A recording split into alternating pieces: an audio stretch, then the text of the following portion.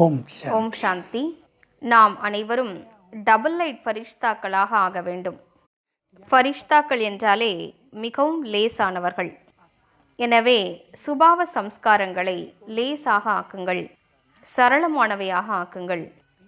சம்பந்தம் தொடர்பில் ஒருவர் மற்றவரோடு சரளத்தன்மை நிறைந்தவராக ஆகிவிடுங்கள். இல்லையென்றால் பொதுவாக உறவுகளில் கடுமைத்தன்மை நிறைந்திருக்கிறது. இந்த உலகில் நாம் 1,00,000 குடும்பஸ்தர்களை சர்வே செய்தால் பல பிரச்சனைகள் ஒரு சில மனிதர்களின் கடுமையான சம்ஸ்காரங்களின் காரணமாகவே குடும்பங்களில் பிரச்சனைகள் நடக்கின்றன. ஆனால் அந்த மனிதர்கள் நமது கடுமையான சம்ஸ்காரம், நமது கோபம் குடும்பத்தையே உடைத்து கொண்டிருக்கிறது என்பதை ஒருபோதும் புரிந்து கொள்வதில்லை.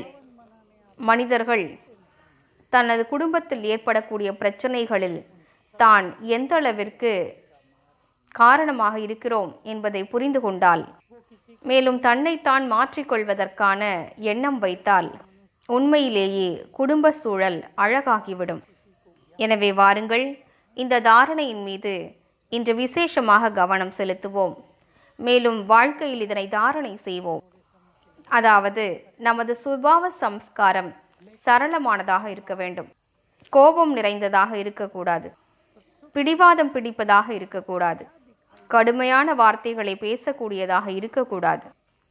சரளமானதாக, ஒருவர் மற்றவருக்கு சுகம் அளிப்பதாக, ஒருவர் மற்றவருக்கு அன்பை பகிர்ந்தளிப்பதாக, நல்ல பாவனைகள் நிறைந்ததாக இருக்க வேண்டும். அப்போதுதான் குடும்ப வாழ்க்கை மிக அழகானதாக இருக்கும். மனிதர்கள் எப்போதும் உறவுகள் மற்றும் தொடர்புகளோடு வாழ்கிறார்கள். இதில் கடுமையான சம்ஸ்காரங்கள், பிடிவாத குணம் இவை உறவுகளை சுமை நிறைந்ததாக ஆக்கிவிடுகின்றன. கணவன் மனைவியோடு பேச விரும்புவதில்லை. மனைவி தனது மாமியாரோடு பேச விரும்புவதில்லை. மாமியார் மருமகளை விட்டு விலகிச் செல்ல விரும்புகிறார். இவ்வாறு இல்லாமல் உறவுகளில் நாம் சரளத்தன்மையோடு நடந்து கொள்வோம். ஒருவர் மற்றவரோடு திறந்த மனதோடு நடந்து கொள்வோம். மேலும் சகஜமான உணர்வோடு காரியங்களை தானும் செய்வோம், பிறரையும் செய்விப்போம்.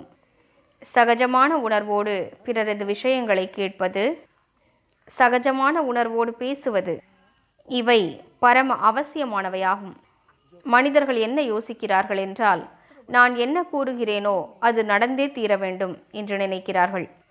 நீ ஏன் நான் கூறுவதை கேட்கவில்லை? நீ எப்போதும் இவ்வாறு தான் செய்கிறாய். இவ்வாறு பேசுவது சகஜமான உணர்வல்ல. சிந்தித்து பார்ப்போம். நாம் பகவானுடைய அனைத்து விஷயங்களையும் கேட்கிறோமா? அவர் அனுதினமும் நமக்கு எத்தனை நல்ல நல்ல விஷயங்களை கூறுகிறார்.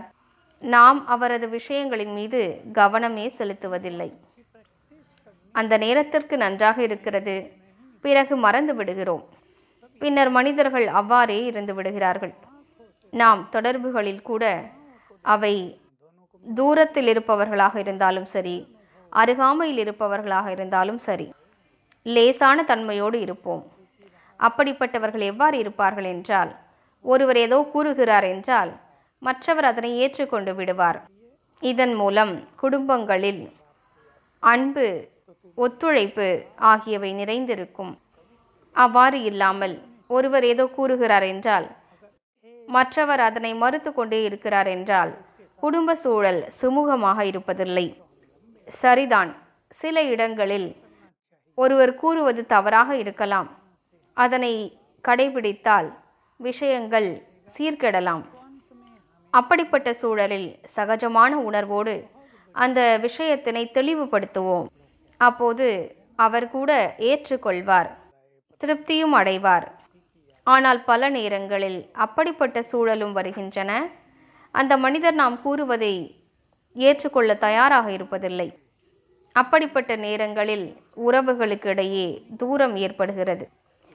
அதனால் உறவுகளை இனிமையானதாக ஆக்குவதற்காக ஒருவர் மற்றவருடைய விஷயங்களை அவசியம் கேளுங்கள். விஷயங்களை கேட்டு ஏதோ திருத்தம் சொல்ல வேண்டும் என்றாலும் சகஜமான உணர்வோடு கூறுங்கள்.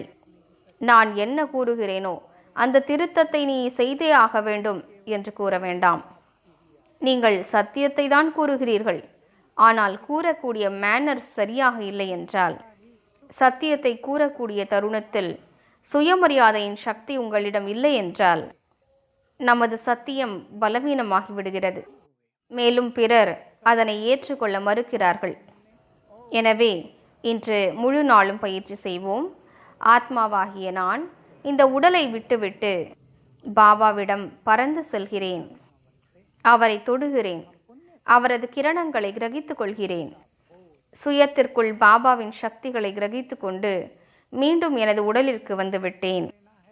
நான் கிரகித்த சக்திகளை நாலாபுறங்களில் பரப்புகிறேன். இந்த பயிற்சியினை ஒவ்வொரு மணி நேரத்திலும் 5 முறைகளாவது மேற்கொள்வோம். அப்போது மிகுந்த சுகமான அனுபவம் ஏற்படும். ஓம் சாந்தி.